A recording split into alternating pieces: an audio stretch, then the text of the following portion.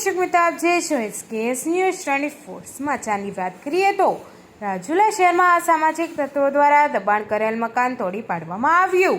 રાજુલામાં અસામાજિક તત્વો દ્વારા કરાયેલ ગેરકાયદેસર દબાણ પોલીસ દ્વારા તોડી પાડવામાં આવ્યું।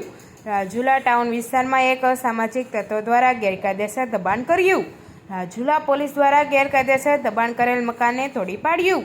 અસામાજિક તત્વોના મકાન પર બુલડોઝર ફેરવવામાં આવ્યું।